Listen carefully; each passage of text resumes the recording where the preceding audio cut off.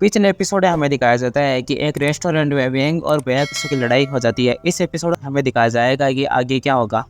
लेकिन episode start करने से पहले लाइक एंड सब्सक्राइब कर देना और कमेंट करना मत भूलना। एपिसोड की स्टार्टिंग में हमें वेंग को दिखाया जाता है, जहाँ पर वेंग बोलता है कि सच ये बात है कि कोई भी मैटर नहीं करता है कि तुम यंग हो या नहीं, क्योंकि मेरे एक्सपीरियंस से यह पता लगा कि उन लोगों पर विश्वास मत करना जिनके पास बहुत कुछ छुपाने के लिए हो।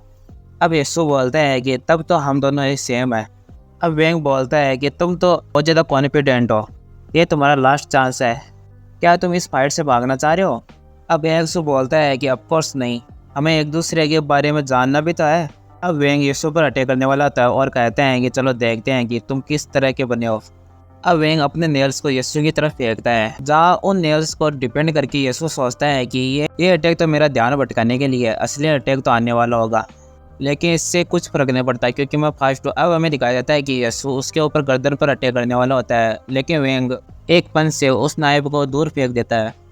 अब वेंग बोलता है कि तुम्हारी ग्रिप स्ट्रेंथ तो बहुत ज़्यादा कमज़ोर है।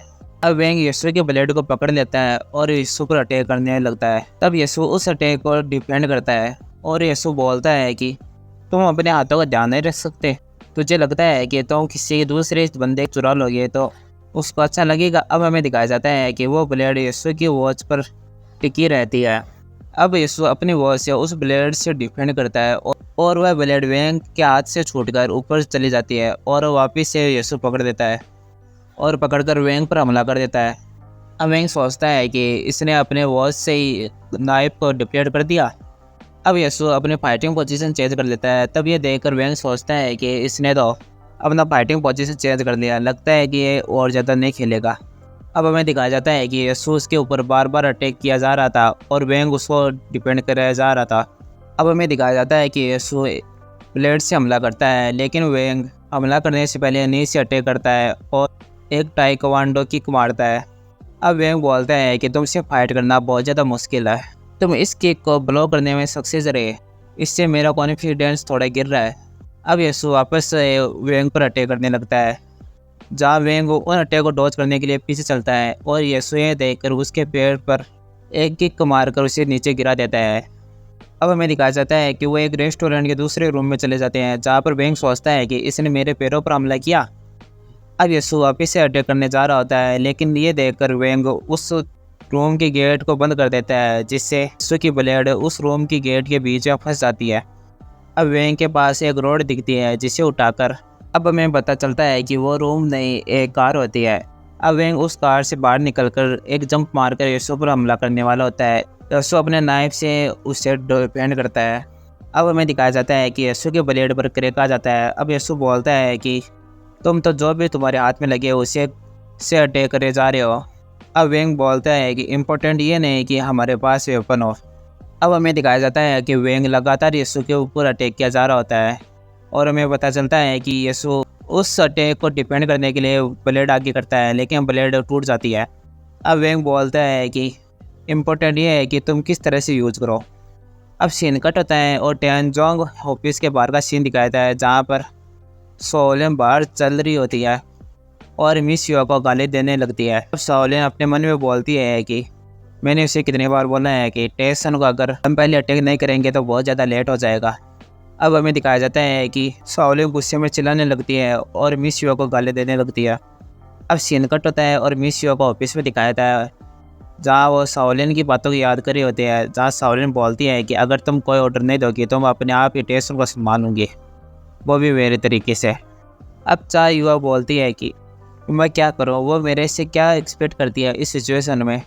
अब हमें दिखाया जाता है कि एक बंदा बाहर से बोल रहा होता है कि मिस युवा आप अंदर आए। अब मिस युवा बोलती है कि अंदर आ जाओ। अब हमें दिखाया जाता है कि एक बूढ़ा सा आदमी अंदर आ जाता है और बोलता है कि मेरा नाम चैंग जून है और मैं सिडनी में रूम्स रेंट पर देने का काम करता हूँ। अब मिस युवा बोलती है कि आपको यहाँ पर क्यों आना पड़ा, मैं आपके पास आ जाती।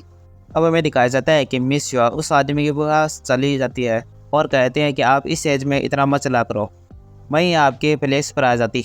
अब बुढ़ा आदमी बोलता है कि हम ठीक है। अब मिस युवा उन्हें बैठने के लिए बोलती है। अब बुढ़ा आदमी बोलता है कि अब आराम मिला। अब हमें दिखाया जाता है कि वो बुढ़ा आदमी सोफे पे बैठ जाता है और बोलता है कि तुम्हें यहाँ पर अकेला छोड़कर तुम्हारे साथी कहाँ चली गई। अब मिस युवा बोलते हैं कि हमारे बीच कुछ बात पर बहस हो गई थी। अब वो बुड्ढा बोलता है कि किसी बात पर बहस हो गई तो वो इसीलिए यहाँ से चली गई। मैं श्योर नहीं हुई कि ये मुझे ये बात करनी चाहिए। अम्मी से बोलते हैं कि आप आराम से बोलिए। अब वो बुड्ढा आदमी बोलता है कि मैं यहाँ पर 15 साल से हूँ। मैंने यहाँ पर टेंजोंग और मिस युआ को उनका बॉस बनते हुए देखा है। अम्मी से बोलती है कि हाँ, मैंने सुना है कि आपने बहुत ज़्यादा मदद की थी। अब वह बुड्ढा आदमी बोलता है कि सुरान और टेंजोंग उन दोनों को कभी भी इतनी आसानी से उनके गैंग में शामिल नहीं कर पाएंगे। मैं बता दूं कि वो बुड्ढा आदमी शाओलिन और वेंग के बारे में बात कर रहा है। अगर आप किसी बंदे की तलाश कर रहे हो तो वो मिस्टर वेंग है। वो युवा के लिए उनकी लॉयल्टी भी चेक करने की कोई भी ज़रूरत नहीं है। अब वो बुड्ढा आदमी अपना आर्टिफिशियल हाथ निकालता है और कहता है कि मेरा एक अपना पर्सनल ओपिनियन है, लेकिन मैं ये कहना चाहता हूँ एक सारे वेपन बहुत ज़्यादा खतरनाक हो सकता है अगर हम उसे बिना चेक किए हुए छोड़ दें। क्या हमें उस वेपन को डिस्ट्रॉय नहीं कर देना चाहिए? अब हमें मिस युवा को दिखाया जाता है जहाँ पर यह सुनकर हैरान हो जाती है। अब सीन कट होता है और पास्ट का सीन दिखाया जाता है जहाँ पर वो बूढ़ा आदमी किसी से बात कर रहा होता है और बोलता है कि मैं चेंगचुंग बोल रहा हूँ, महाजोग रूम सर्विस से। यहाँ की सिचुएशन जितना सोचा था उससे भी ज़्यादा ख़राब है। और हाँ, द अनटचेबल भी अपनी पोस्ट छोड़ कर चली गई। यह बहुत ज़्यादा चिंता की बात है। ऐसा लग रहा है कि टेंजो अपनी स्टेबिलिटी खो रहा है। अब हमें कॉल के अदर साइड रिव्यू को दिखाया जाता है जहाँ पर रिव्यू बोल रहा था कि बकवास को छोड़ो और अब क्या करना है। मैं आपकी मदद कर सकता हूँ, लेकिन आपको ही ट्रिगर को पुल करना होगा मिस्टर चेंगचुन। और आप यहाँ पर आ गए और एक बेवकूफ़ बनने का नाटक कर रहे हो। और ऐसा किसने बोला था कि टेंजोंग में मैं शांति रखना चाहता हूँ? और ऐसा किसने बोला था कि मैं टेंजोंग को दोबारा से बनाना चाहता हूँ? अब अनटेचेबल भी अपनी पोस्ट को छोड़ दिया तो ये काम आसानी से हो जाएगा। अब वो बुढ़ा आदमी बोलता है कि ये शब्द आपके थे, मेरे नहीं। और हाँ, ये काम अब आसानी से हो जाएगा। ऐसा किसने सोचा था कि वो इतने ज़्यादा वीक हो जाएंगे? आप जिस नायब पर ट्रस्ट करते हैं वो इस करियर बन सकता है। आप कभी भी नहीं जान सकते कि नायब कब डल और अपनी ड्यूरेबिलिटी खो देता है। और हाँ, शाओलिन अब सीधे टेसन के पास जाएगी और मिस युआ अकेली रहेगी। काम को अभी से स्टार्ट करते हैं। अब हमें दिखाया जाता है कि उन फेक टेसन को उस बुढ़े आदमी ने हायर किया हुआ था और बोलता है कि हम इस साइड से रेडी हैं। अब हमें वो बुढ़ा आदमी हंसते हुए दिखाया जाता है जहाँ पर वो बोलता है कि आज टेसन के हाथों से मिस युआ मर जाएगी। ये एपिसोड यहीं पर पूरा होता है। अगर ये एपिसोड आपको अच्छा लगे तो लाइक और सब्सक्राइब कर देना और कमेंट करना मत भूलना। और हाँ, कल मैं वीडियो नहीं डाल पाया क्योंकि कल नेटवर्क प्रॉब्लम थी।